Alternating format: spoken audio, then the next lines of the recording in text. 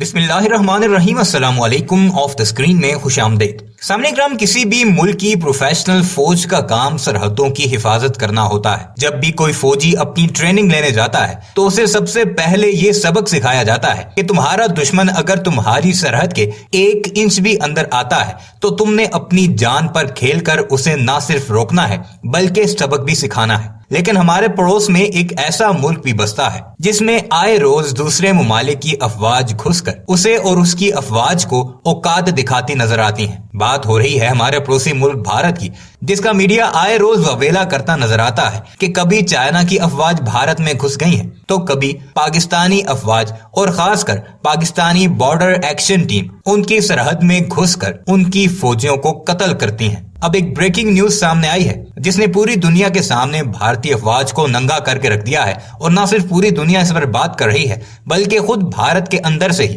भारतीय सियासतदान अब भारतीय अफवाज के किरदार पर और उनके प्रोफेशनलिज्म पर सवालात उठाते नजर आ रहे हैं। गुज़श्ता रोज भारतीय रियासत अरुणाचल प्रदेश के एमएलए तापिर गाव का एक वीडियो पैगाम सामने आया जिसने पूरी दुनिया में हलचल मचा कर रख दी। तापिर गाव के मुताबिक चाइना की पीपल लिबरेशन आर्मी आज से 4 दिन पहले यानी 18 जनवरी को अरुणाचल प्रदेश में भारतीय सरहद को क्रॉस करके दाखिल हुए और वहां से एक भारतीय नौजवान को अगवा करके अपने साथ ले गए। आगे चलकर आपको भारतीय एमएलए का वो बयान भी सुनाते हैं और साथ वो स्क्रीनशॉट्स भी आपको दिखाते हैं कि कैसे पूरे भारत में अब एक भूचाल सा बर्पा हो चुका है। भारत का मीडिया अपनी फौज से सवालात करने के बजाय चाइना की आर्मी को गीदड़ भपकियां देता नजर आ रहा है कि तुम्हारी खैर नहीं, हम तुम्हें नहीं छोड़ेंगे वगैरह वगैरह, जो उनका पुराना वतीरा है। लेकिन असल सवाल तो पूछा जाना चाहिए भारत की नरेंद्र मोदी सरकार और खासकर भारतीय आर्मी चीफ MM नरवणे से कि तुम्हारी अफवाज कहां सो रही थी जब चाइना की अफवाज ने बॉर्डर क्रॉस किया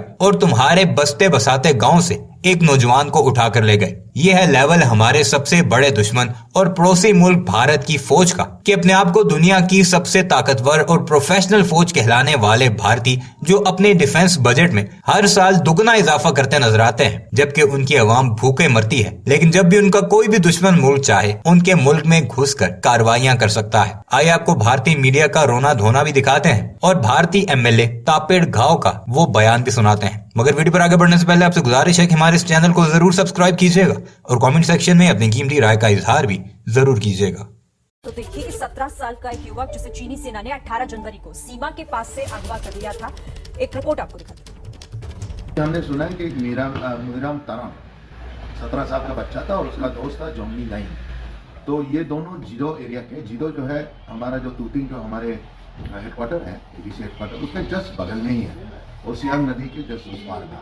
तो अभी हम सुना है कि ये जो पीएलए लोग थे उनको हमारे अरुणाचल एरिया में सिंगला नुंगता जोर एरिया में आके उन्होंने वो लड़का को हड़प लिया है।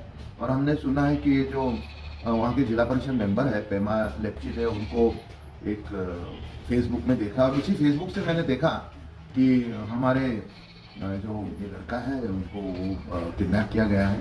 तो बहुत ही अनफॉर्चुनेट बात है कि हमारे अरुणाचल में अभी भी चीन के लोग घुसपैठी कर रहे हैं।